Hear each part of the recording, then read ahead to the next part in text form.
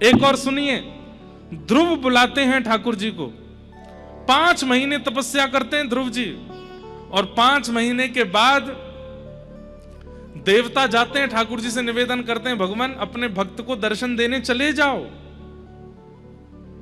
तो भगवान ब्रह्मा जी से कहते हैं करेक्ट करो, करेक्शन करो। बोले क्या?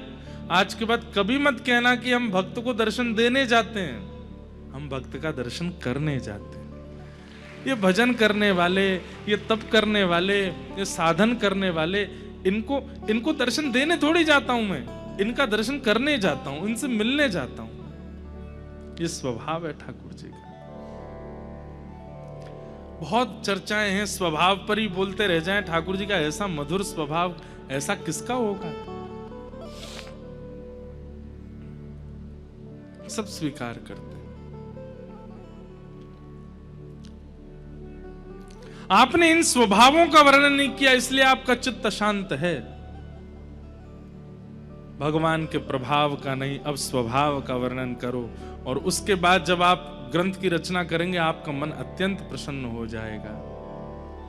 तब वेदव्यास जी महाराज ने समाधि लगाई, नारद जी ने अपने पूर्व जन्म की कथा सुनाई, और श्री वेदव्यास जी महाराज ने समाधि नानुस्मर तद विचेष्टितम समाधि भाषा के द्वारा एक नवीन ग्रंथ की रचना की, जिसका नाम है श्रीमद् भागवत महापुराण, जहां पर भगवान का प्रभाव छुपाया गया है, स्वभाव बताया गया है।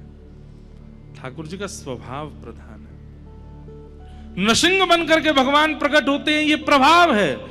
लेकिन जब हिरण्यकश्यप का वध करने के बाद जब ध्रुव प्रहलाद के साथ जो चर्चा करते हैं ठाकुर जी, भगवान ने सबसे पहला शब्द पता है क्या कहा? प्रहलाद को गोद में लेते ही ठाकुर जी कहते हैं, प्रहलाद मुझे क्षमा कर देना। परमात्मा कह रहे हैं मुझे क्षमा कर दो। क्यों? मैं भक्तों का दास हूं, मैं भगतन को दास, भगत मेरे मुकुट मणि। इन सब स्वभावों का आप वर्णन कीजिए, तभी भागवत की रचना हुई।